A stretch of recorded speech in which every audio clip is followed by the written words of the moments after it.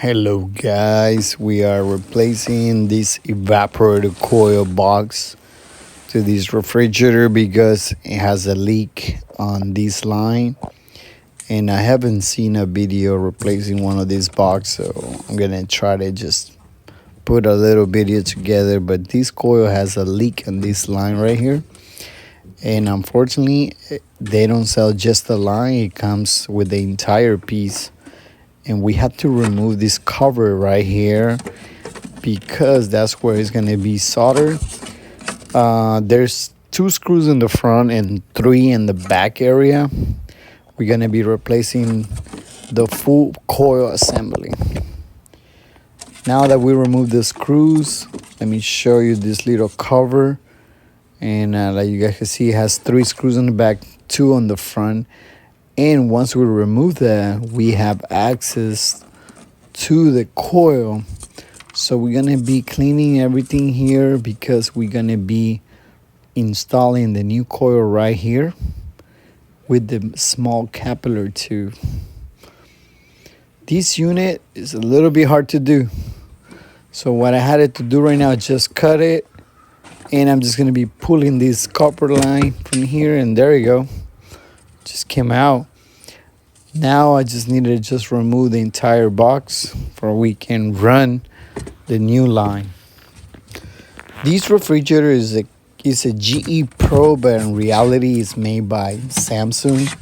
All the pieces that you see right here, they're Samsung built.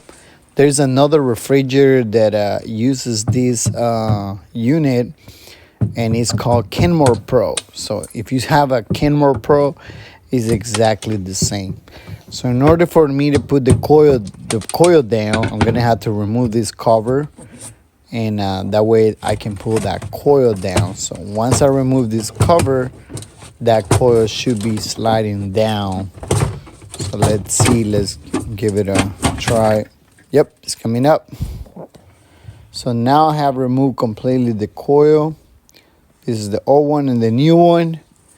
And this piece is really easy to replace because it's the entire box. Right now, the only thing I can see is it can slide into this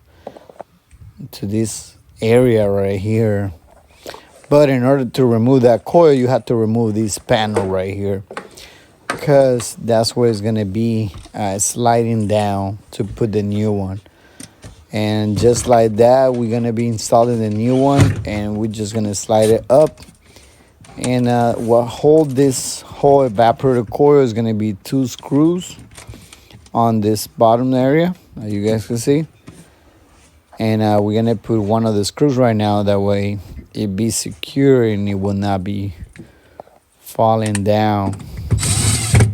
Once I install these screws, it'll be ready for me to push these copper line tubes into this area, this little hole right there, and that's when it's going to go onto the upper area where they're going to be soldering.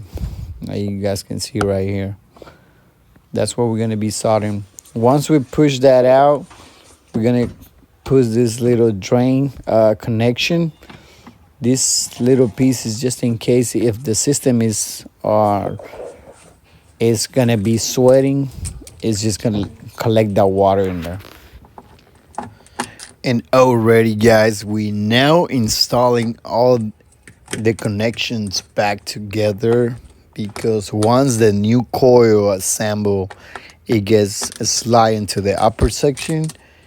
It means now we just got to put everything back inside, because after putting everything back inside, everything is going to be working on the upper section. And we just got to make a little U-turn for this connection to connect into where it's supposed to go. I was about to solder the lines. Well, not solder, just clear everything, the lines, when I noticed that it was catching on fire. So I had to use this heat shield for it can prevent for any burnings. Now that I removed the old copper tube and slide the new ones, now it's ready for me to solder everything back together. which in this case is only these two lines, the return and the capillary tube, besides the filter dryer. And we're gonna be continue putting everything back inside, because we're not gonna be doing anything else in the inside area. So we're gonna be connecting everything back together, and trying to make this video for you guys. I'm having so much trouble connecting this light right now. But I think I need to get a better camera or somebody to record. But once you connect everything back, everything should be getting back together. I just want to point this out, that in order to remove this cover, there's 4 screws right here, and those 4 screws, they cover by this little trim piece, that in order to see those screws, you need to remove that trim. But like you guys can see, put everything back, put in the light cover back, and we should be all ready to go. This is the cover piece that goes in the upper area, and now that we solder the upper area, it just kind of look like that. Now we just got to make sure we connect everything good, that way we'll not be having no trouble. And this is the way I had to put the screws on the back. I had to use this elbow to get those screws out and put them back together.